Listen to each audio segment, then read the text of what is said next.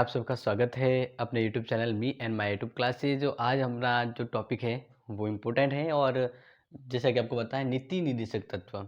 तो हम फिलहाल कंटिन्यू जो ये पढ़ रहे हैं भारतीय संविधान से रिलेटेड जो टॉपिक है वही पढ़ रहे हैं। तो आज जो अपना टॉपिक आ गया है वो है नीति निर्देशक तत्व। और ध्यान रखना है कि कॉम्पिटिटिव एग्जाम में इनसे प्रश्न आते रहते हैं। तो अब इनसे प्रश्न आते रहते हैं मतलब इसके अंदर या नीति तत्व की जब हम बात करें तो इसमें अनुच्छेद है, ठीक है ना। तो अनुच्छेद यहाँ पे हम बात करें 36 से 51 तक के अनुच्छेद है वो नीति निर्देशक तत्व के अंतर्गत है। तो इससे संबंधित हर बार प्रश्न आता है। अगर आपने गौर किया है तो आपको पता लग जाएगा क्यों इम्पोर्टेंट है ये, ठीक है ना। तो स्टार्ट करने से पहले आपको ध्यान रखना है कि अगर वीडियो अच्छा लगे तो इसको एंड तक देखें और लाइक शेयर और सब्सक्राइब जरूर करें, ठीक है ना, ताकि नया जो नोटिफिकेशन है, नया आपको जो वीडियो है आपके हेल्पफुल के लिए वो आपको जल्दी मिल पाए, ठीक है ना। तो स्टार्ट करते हैं नीति निर्देशक तत्व। तो पहले इसको कहाँ पे संविधान में दिया है ये बताने से पहले मैं एक बार से आपको पहले ये बता देता हूँ कि ये है क्या, नीति तत्व का अर्थ क्या है, ठीक है ना। तो नॉर्मली हमें किसी भी चीज़ को पहले इसको समझना होगा तभी इसके बारे में और अच्छे से हमारा जो कह सकते हैं कि दृष्टिकोण हमें बन पाता है इसमें। तो ध्यान रखना है कि ये भारतीय संविधान में इसको शामिल किया गया है और इसके बारे में जो इम्पोर्टेंट वो ये है कि ये भारतीय संविधान में शामिल किया गया है। तो ये क्यों शामिल किया गया, तो इसमें ध्यान रखना है कि संविधान जो निर्माता थे वे चाहते थे कि भारत एक लोक कल्याणकारी राज्य की तरह स्थापित हो। तो इसलिए संविधान निर्माताओं ने ये अपेक्षा की कि हमें कुछ ऐसे तत्व, ऐसे निर्देश है वो यहाँ पे संविधान में शामिल करना है ताकि हर राज्य उसको फॉलो करे और एक आदर्श लोक कल्याणकारी राज्य की स्थापना हो। तो यही जो विचार था इसको संविधान में शामिल किया गया वो नीति निर्देशक तत्व के तौर पे है। तो यहाँ पे ये इम्पोर्टेंट है और ध्यान रखना कि नीति निर्देशक तत्व किस तरह से महत्वपूर्ण हो जाते हैं।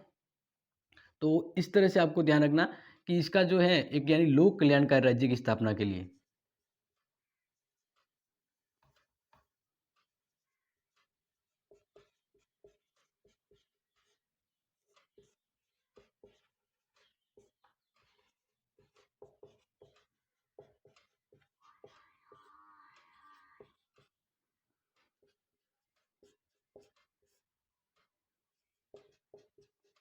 लोक कल्याणकारी राज्य की स्थापना के लिए संविधान में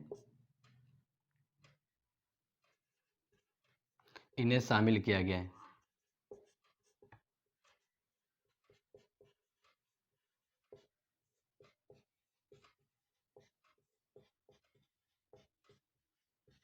अब देखिए इन्हें शामिल किया गया है तो अब ये आपको ध्यान रखना है कि अब नॉर्मली एक चीज़ हमेशा ध्यान रखनी है कि निधि तत्व है क्या। तो एक तरह से वे एक राज्य के लिए निर्देश है, गाइडलाइंस है। जैसे पिता के द्वारा जो गाइडलाइंस यानी जो कहा जाता है कि बेटा तू ये करना तेरे भविष्य में ये सही रहेगा, ठीक है ना। तो वो पुत्र इसका फॉलो करता है, ठीक है ना।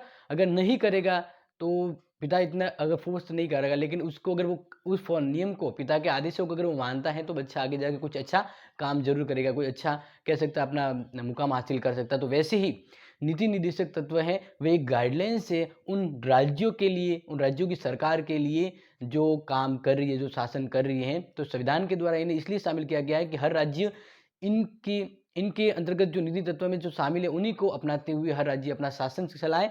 तो एक अच्छा लोक कल्याणकारी राज्य की स्थापना होगी। यानी निधि तत्व किन के लिए है, राज्यों के लिए। बस सिंपल सा ध्यान रखो कि राज्यों को काम करना है तो इसके लिए गाइडेंस नीति निर्देशक तत्व के द्वारा मिलती है। जैसे मूल अधिकार व्यक्ति के लिए महत्वपूर्ण है वैसे ही नीति निर्देशक तत्व राज्य के लिए और राज्य की जनता के लिए। तो अब यहाँ पे देखिए ये हम बात करके संविधान में नीति तत्व का कहाँ वर्णन किया गया है, ठीक है ना। तो आपको ध्यान रखना है संविधान के अंदर निधि तत्व कहाँ है। तो आपको ये ध्यान रखना है कि संविधान का जो भाग है भाग 4, ठीक है ना। भाग 4 में नीति निर्देशक तत्व का वर्णन किया गया और अनुच्छेद पूछे तो अनुच्छेद पूछे तो आपको ध्यान रखना है कि भारतीय संविधान में निधि तत्व के संदर्भ में अनुच्छेद कौन सा है। तो आपको ध्यान रखना 36 से लेकर 51 तक। और इसमें 36 यानी इसमें कह सकते हैं कि 36 और 37 जो है वह राज्य की भाषा और राज्य के संदर्भ में कुछ विचार है। लेकिन वास्तविक में अगर कोई पूछे कि भाई निधि तत्व का वास्तविक में जो अनुच्छेद है वो कौन सा है तो वो आपको ध्यान रखना है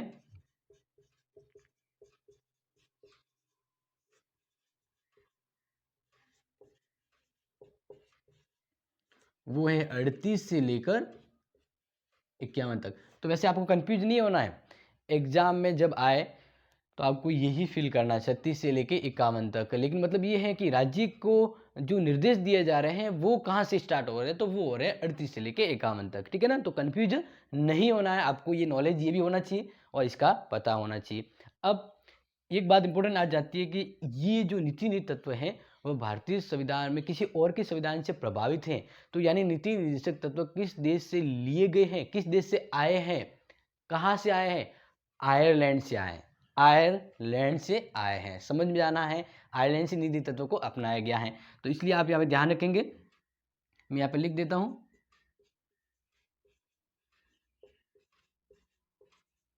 आयरलैंड, ठीक है ना। तो आयरलैंड से भारतीय संविधान में नीति निर्देशक तत्व का वर्णन किया गया है, ये वेरी इंपॉर्टेंट हो जाता है। अब इसके बारे में आपको एक और चीज समझना है कि नीति निर्देशक तत्व है वह मूल अधिकारों से कह सकते हैं कि अलग है, ठीक है ना। अब इसके बारे में मैं यहाँ पे चर्चा करूंगा और ये बताऊंगा कि मूल अधिकारों और नीति तत्व के बारे में कौन है जो ज़्यादा प्राथमिकता रखते हैं। लेकिन इससे पहले आपको इसके बारे में और अच्छे से ध्यान रखना है कि जो नीति तत्व हैं ये राज्य के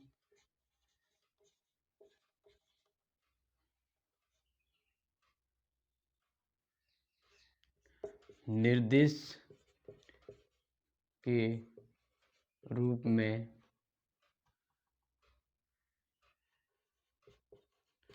कार्य करते हैं, निर्देश के रूप में कार्य करते हैं, ये आपको इसमें ध्यान रखना है। और अब इसमें हम टोटली ये समझेंगे कि जो 36 से 51 यानी जिसमें हम यहाँ पे इसके बाद समझेंगे 38 से लेके 51 तक है जो यहाँ पे मूल अपने जो दिए हुए हैं नीति तत्व, तो उसको हम कंटिन्यू यहाँ पे समझेंगे। लेकिन उससे पहले ये ध्यान रखना है कि अधिकार और नीति निर्देश तत्व में क्या फर्क है ये समझेंगे, और उसके बाद टोटल कितने नीति तत्व हैं जिनके बारे में यानी कौन कौन से अनुच्छेद में क्या बात कही गई है, तो वो हम यहाँ पे कंटिन्यू समझेंगे। तो अब फिलहाल ये आपको ध्यान रखना है कि हम दोनों में एक यहाँ पे विचार जानते हैं कि दोनों में क्या फर्क है, तो वो यहाँ पे आपके समझना है।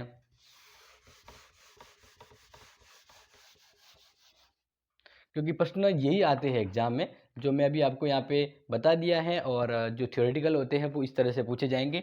जैसे हम एक तरफ यहाँ पे समझते हैं मूल अधिकार, ठीक है,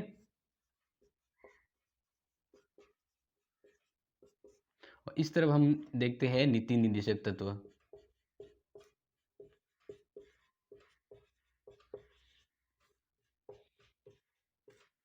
तो अब इसमें ध्यान रखिए कि नीति जो मूल अधिकार हैं, ठीक है ना, मूल अधिकार किनके लिए होते हैं, मतलब एक तरह से वास्तविक तौर पे सके तो मूल अधिकार नागरिकों के लिए यानी व्यक्तियों के लिए, ये व्यक्तियों के लिए, और नीति निर्देशक तत्व हैं वह राज्य के निर्देश के रूप में होते हैं।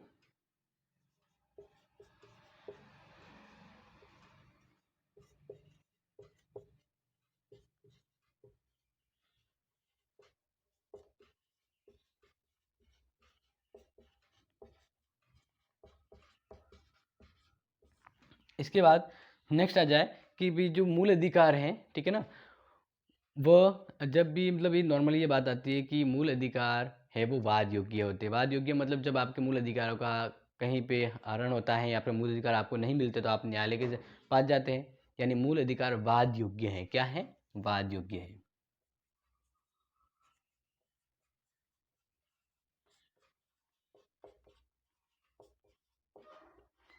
जबकि ये वाद योग्य नहीं है, ये आपको ध्यान रखना है।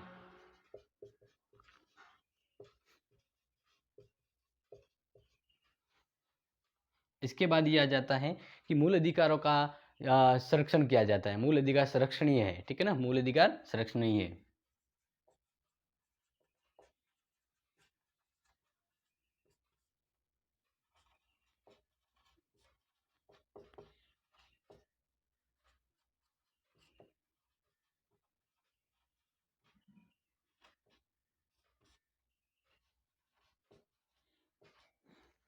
तो आपको ध्यान रखना, जैसे अब पता है अनुच्छेद 32 होता है, अनुच्छेद 32 इसके द्वारा न्यायालय है वो मूल अधिकारों की रक्षा करता है। लेकिन यहाँ पे हम बात करें अपने निधि तत्व की, तो ये न्याय योग्य होते, तो ये न्याय योग्य नहीं है, यानी इनका कह सकते हैं कि न्यायालय का संरक्षण नहीं प्राप्त नहीं है।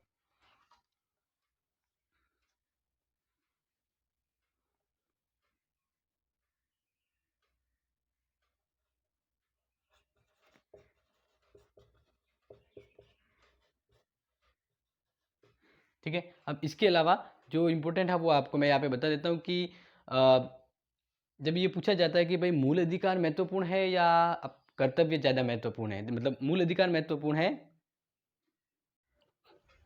तो देखिए अब ये जानना है आपको कि मूल अधिकार और निहित तत्व में किसको ज़्यादा महत्व आपने जैसे दिया जाता है, कौन ज़्यादा इम्पोर्टेंट है।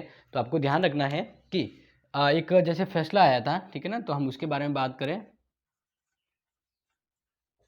मिनरल मिल्स, ठीक है ना, मिनरल मिल्स जो ये एक्ट था, ठीक है ना, और ये हुआ था 1980 के तहत। तो इसके तहत मतलब ये एक मामला है कि भाई निधि तत्व को ज़्यादा महत्व दिया जाए, यानी दोनों के बीच में गतिरोध उत्पन्न हो गया। तो फिर ये फैसला न्यायालय में आया तो कहा गया किसको ज़्यादा महत्व दिया जाए, यानी कौन ज़्यादा प्राथमिक है। तब इस फैसले के तहत ये कहा गया कि जो मूल अधिकार है वह निधि तत्व से मतलब ज़्यादा महत्वपूर्ण होंगे, यानी प्राथमिकता किसको दी जाए, निधि तत्व और मूल अधिकार में। तो मूल अधिकार है वह निधि तत्व से प्राथमिक होंगे, मूल अधिकार हैं वो पहले आएंगे, यानी इसका महत्व ज़्यादा है। तो इसलिए ध्यान रखना है। अब ये तो हमने समझ लिया मूल अधिकार और निधि तत्व के रूप में, और ये भी जान लिया कि ये व्यक्तियों के लिए मूल अधिकार होते हैं, जबकि निधि तत्व है राज्य के एक दिशा निषेध के लिए होता है कि कोई सरकार है, वो सरकार जीत के आई राज्य में काम कर रही है, तो वो कैसे सरकार काम करे, यानी एक ऐसा लोक कल्याणकारी राज्य स्थापित करना है कि वह वापस दोबारा जीत के आए। तो इसके लिए संविधान ने उसमें निधि तत्व का वर्णन किया गया, और वह राज्य उनका पालन करेगा तो एक अच्छे लोक कल्याणकारी राज्य की स्थापना होती है। अगर कोई राज्य नहीं भी करेगा तो उसे दंड की व्यवस्था नहीं है। तो इसलिए यहाँ पे मैंने लिखा है कि निधि तत्व न्याय योग्य नहीं है, ठीक है ना। ये एक राज्य के लिए पॉजिटिव दृष्टिकोण है वो बनाते हैं। तो अब हम आगे स्टार्ट करते हैं कि नीति निर्देशक तत्व कौन कौन से हैं, वो आप यहाँ पे देखिए।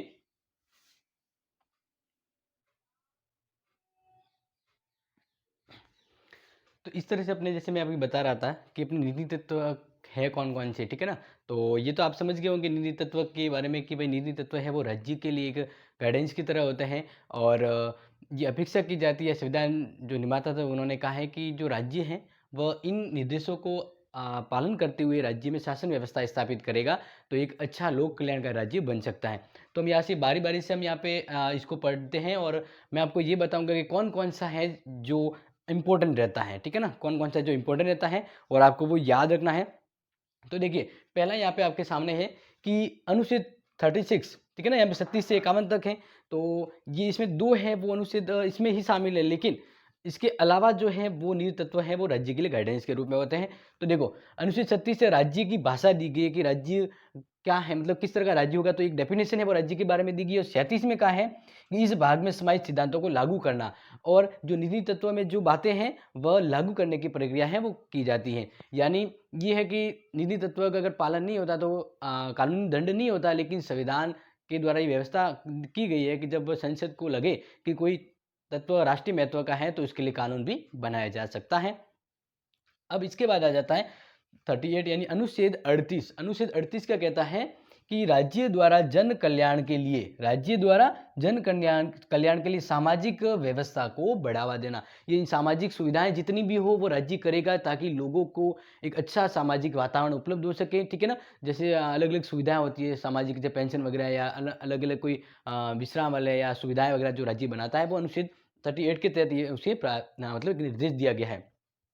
38 के अनुसार राज्य द्वारा अनुसरण किए जाने वाले नीति निर्देश सिद्धांत, यानी जो राज्य कौन से सिद्धांतों का अनुसरण करेगा, ठीक है ना, तो उनको अनुच्छेद 39 के अंदर लिखा गया। अब ये ध्यान रखना अनुच्छेद 39A ये बाद में 42वें संविधान संशोधन के द्वारा इसको जोड़ा गया है, तो इसलिए अनुच्छेद 39A है वो बाद में जुड़ा है, तो इसलिए आपको इसको ध्यान रखना, और ये बहुत महत्वपूर्ण हो जाता है, इसलिए मैं यहाँ पे आपके सामने इम्पोर्टेंट कर देता हूँ, ठीक है ना। तो इसको आप विशेष तौर पे ध्यान रखेंगे कि समान समान न्याय व निःशुल्क कानूनी सहायता, यानी न्याय की व्यवस्था है वो सभी के लिए समान रूप से होगी, और साथ ही साथ कोई ऐसे हैं जो न्याय प्राप्त करने के लिए उनके पास पर्याप्त आर्थिक रूप में साधन नहीं है, तो राज्य उनके लिए निःशुल्क न्याय प्रदान करने की व्यवस्था करेगा। जैसे वकील वगैरह है राज्य के द्वारा किसी गरीब व्यक्ति या उसको वकील राज्य के द्वारा प्रदान किया जाता है, क्योंकि वो योग्य नहीं है इसके, ठीक है ना। तो इस मतलब योग्य तो है, बट वो कहने का मतलब कि भाई वो आर्थिक रूप से सक्षम नहीं है। तो इस वजह से यहाँ पे आपको ये ध्यान रखना है कि निःशुल्क रूप में कानूनी सहायता का जो प्रावधान किया गया है वह है अनुच्छेद 39, और ये ध्यान रख के एग्जाम में आ सकता है। फिर अनुच्छेद 40, और ये तो वेरी इंपॉर्टेंट हो जाता है और एग्जाम में बहुत बार, ये दोनों तो बहुत बार आए हैं, ठीक है ना। तो ये भी आपको यहाँ पे इंपॉर्टेंट रखना है इसको, ये बहुत ही इंपॉर्टेंट है। क्यों? क्योंकि ग्राम पंचायतों का जो संगठन है वह हर राज्य से ये कहा गया है कि आपकी राज्य में स्थानीय स्वशासन की व्यवस्था होनी चाहिए, यानी ग्राम पंचायत का संगठन होना चाहिए। तब ये संविधान में जोड़ा गया था, ठीक है ना। संविधान बना तभी जोड़ा गया था, लेकिन हर राज्य में ग्राम पंचायतों का संगठन नहीं हुआ था, ठीक है ना। तो इसलिए इसको संवैधानिक स्वशासन प्रदान करने के लिए 73वां संविधान संशोधन किया गया था, ठीक है ना। 1992 93 के अंतर्गत जो पंचायती राज व्यवस्था है इसको संवैधानिक दर्जा दिया गया 73वें और 74वें संशोधन के द्वारा। और इस तरह से अब हर राज्य का ये एक कर्तव्य हो जाता है कि ग्राम पंचायतों का संगठन किया जाएगा। तो ये इंपॉर्टेंट हो जाता है, और जो मैं कह रहा हूँ इसका मतलब ये आपके एग्जाम में आया हुआ है और आ सकता है, ठीक है ना। नेक्स्ट है अनुच्छेद 41, ठीक है ना। नीति तत्व का अनुच्छेद 41, कुछ मामलों में काम का अधिकार, कुछ मामलों में काम का अधिकार है और शिक्षा का भी अधिकार दिया जाएगा, और साथ ही साथ सार्वजनिक सहायता। तो ये आपको ध्यान रखना है कि काम का अधिकार, रोजगार गारंटी वगैरह जो है वो किसके अंदर, जैसे फैमिली वगैरह जो चलती है तो वो अनुच्छेद 41 के अंदर आता है। ये आपको ध्यान रखना है, ये राज्य से कहा जाता है कि आप इस तरह का कार्य करें। नेक्स्ट है कि अनुच्छेद 42, न्यायोचित व मानवीय कार्य दशाओं तथा मातृत्व सहायता के लिए प्रावधान करना इंपॉर्टेंट है। जैसे आपने देखा होगा प्रेगनेंसी के समय या महिलाओं को पेड लीव दी जाती है, यानी पेमेंट तनख्वाह मिलेगी लेकिन वे छुट्टी पे रहते हैं क्योंकि मातृत्व अवकाश उन्हें प्राप्त होता है। तो ये व्यवस्था राज्य के द्वारा की जाती है एक अच्छे लोकतांत्रिक और एक लोक कल्याणकारी राज्य की स्थापना के लिए। तो यहाँ पे देखो क्या है, मातृत्व सहायता के लिए प्रावधान किया गया है। तो ये एग्जाम में आ सकता है कि कौन सी या कौन सा अनुच्छेद है जो ये प्रावधान करता है मातृत्व सहायता, और उसके संदर्भ में कोई मानवीय कार्य, कोई जैसे कोई योग्य नहीं है मतलब कार्य करने के उस समय, तो उसको लीव दी जाती है, ठीक है ना, अवकाश प्रदान किया जाता है और साथ ही साथ उसे सैलरी भी मिलती है। तो इस तरह से ये प्रावधान आ जाता है अनुच्छेद 42 के तहत। फिर है 43, कर्मचारियों के निर्वाह के वेतन, यानी वेतन के बारे में, भाई जो कर्मचारी काम करते हैं उन्हें कितना वेतन, किस तरह का निर्वाह, यानी क्या प्रावधान होना चाहिए। तो ये दिया गया अनुच्छेद 43 में। और अनुच्छेद 43 ये बाद में जोड़ा गया है, ये बाद में जोड़ा गया, इसलिए आपको ध्यान रखना है। 43 यानी बी के अंदर कहा गया सरकारी समितियों को प्रोत्साहन, जो जितनी भी सरकारी समितियां हैं उन सरकारी समितियों को प्रोत्साहन दिया जाएगा ताकि वे राज्य हित में लोक कल्याणकारी कार्य कर सके, ठीक है।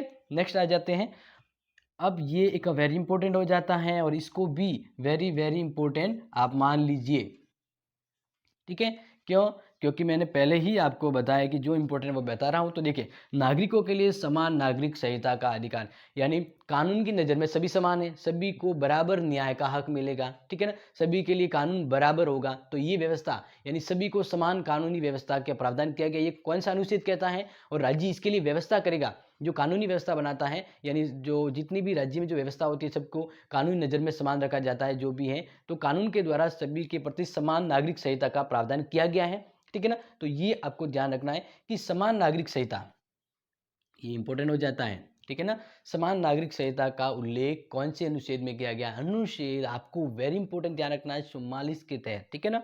नेक्स्ट आ जाते हैं अनुच्छेद 45। तो 45 भी इंपॉर्टेंट है, क्यों? क्योंकि बच्चों को जो शिक्षा का अधिकार दिया गया है वही राज्य का कर्तव्य भी है। बच्चों का शिक्षा का अधिकार अनुच्छेद 21 का, और माता पिता का कर्तव्य है ये का ये 11वां जो कर्तव्य दिया गया है, ठीक है ना। 11वां जो मूल कर्तव्य में 11वां जो है वो माता पिता के लिए कर्तव्य होता है, लेकिन राज्यों के लिए ये दायित्व है। एक ही बात तीन तरह से आ रही है, बच्चों के लिए तो अधिकार, माताओं के पेरेंट्स के लिए कर्तव्य, और राज्यों के लिए दायित्व है। तो यहाँ पे ये चीज आ जाती है। बालपन पूर्व देखभाल तथा 6 वर्ष से कम आयु के बच्चों की शिक्षा की व्यवस्था है वो राज्य के द्वारा की जाएगी। तो ये वेरी इंपॉर्टेंट हो जाता है, आप इसको समझिए, ठीक है ना। नेक्स्ट यहाँ पे आ जाता है अनुच्छेद 46 में कहा गया अनुसूचित जाति जनजाति के शैक्षणिक और आर्थिक हितों को बढ़ावा देना, जो पिछड़े हुए हैं, जो कमजोर वर्ग हैं इस श्रेणी में, उनके लिए राज्य विशेष प्रोत्साहन और उसके लिए व्यवस्थाएं करेगा। नेक्स्ट देखिए 47 अनुच्छेद 46। तो अनुच्छेद 47 में कहा गया है, प्रोत्साहन जीवन स्तर तथा जन स्वास्थ्य की स्थिति को बेहतर करना। यानी राज्य क्या करेगा कि जो जिस तरह की व्यवस्थाएं हैं संचालित उसको और बेहतर करने का प्रयास करेगा। तो ये आपको यहाँ पे ध्यान रखना है। नेक्स्ट आ जाता है अनुच्छेद 48। 48 में क्या कहा है आप ध्यान रखेंगे कि कृषि व पशुपालन का संगठन, यानी कृषि को बढ़ावा देना, उसके लिए ज़्यादा संभव है राज्य सहायता और कुछ योजना या जो कह सकते हैं सुविधाएं देगा। तो वह राज्य से अपेक्षा की जाती है अनुच्छेद 48 के तहत, ठीक है ना। ये इंपॉर्टेंट हो जाता है। और ये बाद में जोड़ा गया है, वेरी इंपॉर्टेंट है, 44वें संविधान संशोधन के द्वारा जोड़ा गया है। तो इसको आप इंपॉर्टेंट मान लीजिए, ठीक है ना। ये इंपॉर्टेंट है, ये एग्जाम में आता रहता है, आया भी है।